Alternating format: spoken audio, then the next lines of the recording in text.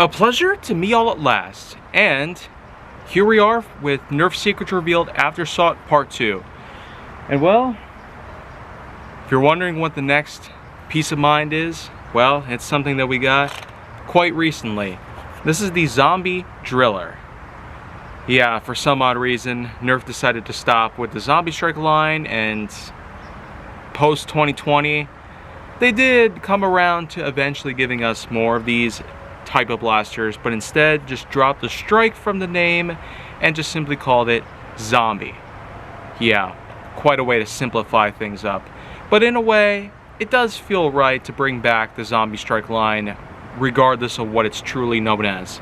But this was the first blaster that we got of this lineup entirely. This new variation of the Zombie Strike lineup, simply called Zombie. This is the Driller. Essentially, it's like if they revived the hammer. It's basically like if they revived the hammer shot and essentially gave it some better buzz. Well, in this regard, I'd say they did a pretty fine job at it.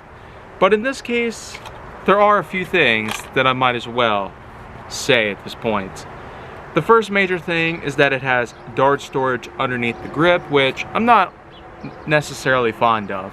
Kind of in a similar way to having to put a tactical rail on a handguard on certain blasters, like the Modulus Shadow, which I've talked about not too long ago in multiple regards. And there were plenty of other blasters that had similar parameters. So dart storage and tactical rails on the grip or handguard don't really feel right in my eyes.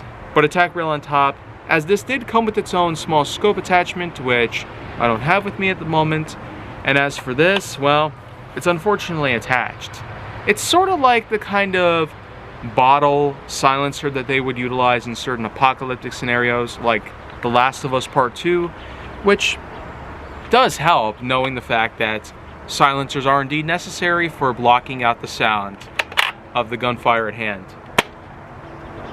And well, this does hold 5 darts, much like the original of the same thing.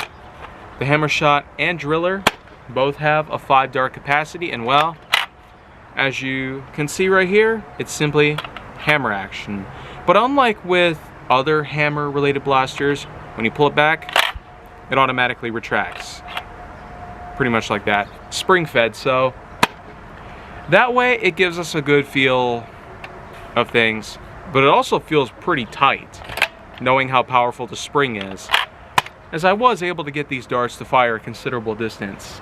From where I'm sitting at the moment, they must have flown at least 55 feet, which is somewhat standard with Nerf blasters somehow, but I do hope they work things out and eventually give us some bigger and better pieces. But considering with other lineups they have and other new projects they have down the line for 2024 and otherwise, I'd say with the revival of this Zombie Strike lineup, with rebranding and reignition, considering the impressive graphic layouts they put on the blasters on both sides, not just the Driller, but with a few other blasters they currently brought out as well, especially to this point in August as well as September of 2024, it certainly is quite a feast to the eyes, and also a unique feel for the hands.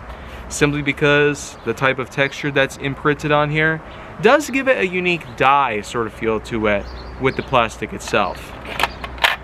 The hammer action, trigger pull, and unique feel of the grip that it sort of compresses your fingers together.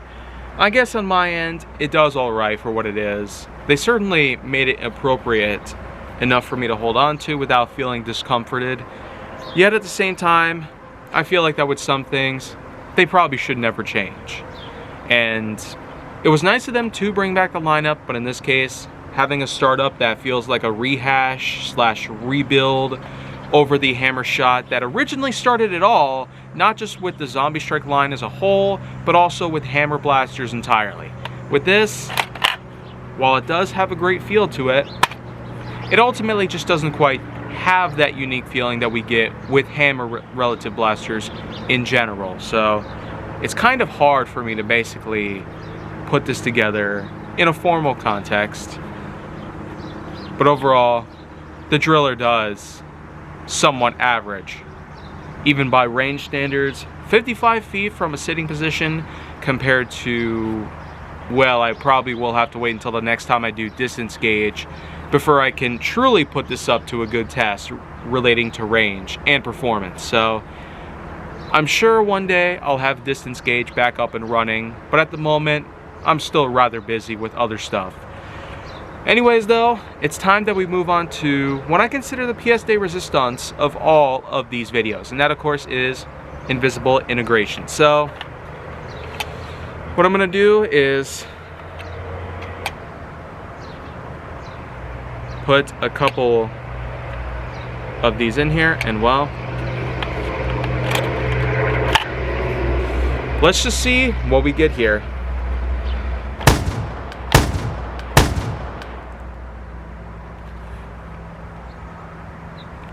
Well, okay, it does look like we have ourselves a victor here. Invisible integration does feel quite good, and with the mild recoil rather than the strong recoil I've gotten from such blasters like the Saturn, for instance, boy, that thing was powerful. But I'd say with the driller, probably seems weak by all standards. But to me, it does have a good feeling that it does make me want to use this sort of mod more often. And with that in mind, I conclude this review with a solid 7.2 out of 10.1 for my overall scoring on the zombie driller. And so, with all the parameters filled, I'd say that makes for a good enough overview / testing of this blaster with all of the right things in mind. And so, I will see you guys in a few more days with another test in mind, and of course, more stuff to come in Nerf's Secrets Revealed Aftersought.